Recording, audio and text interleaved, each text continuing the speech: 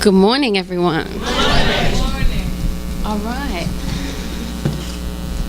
Get myself ready here. Let's go to Exodus chapter 17, verse 8. The title of this message is called How to Win the Battle. Hallelujah. All right, so that's Exodus 17, verse 8. Then came Amalek, descendants of Esau. I'm reading from the Amplified. And fought with Israel at Rephidim. And Moses said to Joshua, choose us out men and go out, fight with Amalek. Tomorrow I will stand on the top of the hill with the rod of God in my hand. So Joshua did as Moses said and fought with Amalek. And Moses, Aaron, and Hur went up to the hilltop. When Moses held up his hand, Israel prevailed. And when he lowered his hands, Amalek prevailed. But Moses' hands were heavy and grew weary. So the other man took a stone and put it under him, and he sat on it.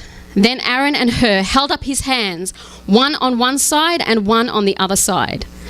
So his hands were steady until the going down of the sun. And Joshua mowed down and disabled Amalek and his people with the sword. Now, a couple of things that are interesting here that I really want you to get. So the first point is the position of Moses. So what actually won the battle? You see, his hands were up, they were winning, but when he lowered his hands, they were losing. So remember, he had the rod of God in his hands. So he was actually like this. Right? Now notice this is actually a position of worship. So there's a battle happening in your life right now. The enemy is coming. He is advancing real quick.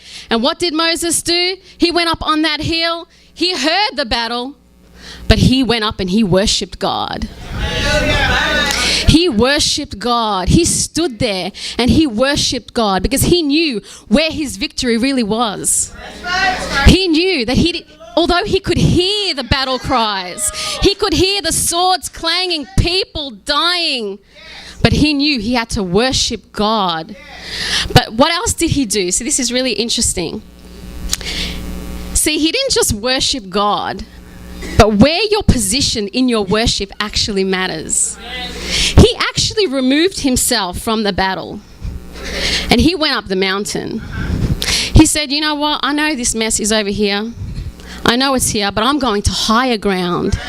I'm going to go to higher ground right now because my God is waiting for me.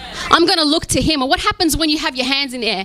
Naturally, your body leans back, your face goes up, and you're looking at God right now. That's all you see. You can't even see the battle happening, but they're coming after you, but you can't even see it.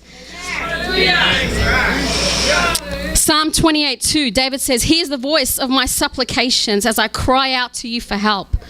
As I lift up my hands towards your innermost sanctuary, the Holy of Holies. See, when you lift your hands in worship, you leave this realm and you transcend into the Holy of Holies where the enemy cannot touch you. But this also symbolizes something else. Think of a little child. What do they do to their parents? Lift me up. Lift me up, Dad.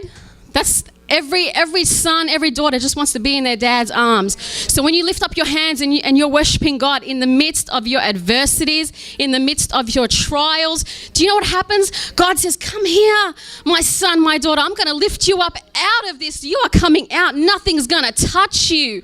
Nothing can actually happen to you. You will live and not die to declare the works of the Lord. Hallelujah.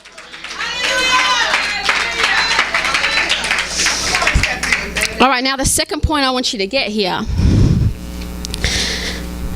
As great as Moses was, how favored he was, how called he was. I mean, this man stood on heavenly ground. You know, he heard the audible voice of God. He was chosen to lead multitudes, millions out of Israel. One man. But even he knew when he went up the mountain, he had to take reinforcements up there with him. See, there are times you're going through something, and I'm not talking about money here. I'm talking about sometimes you got to grab hold of your brother and sister, and you got to say, look, I'm dying here. I need your help out here. You got to come up with me to the mountaintop here. And if I can't worship God anymore, you need to lift my hands for me and do it for me and with me. You can't do it on your own. You need to call on your brothers and your sisters here. That is why we are here. It's not just Sundays.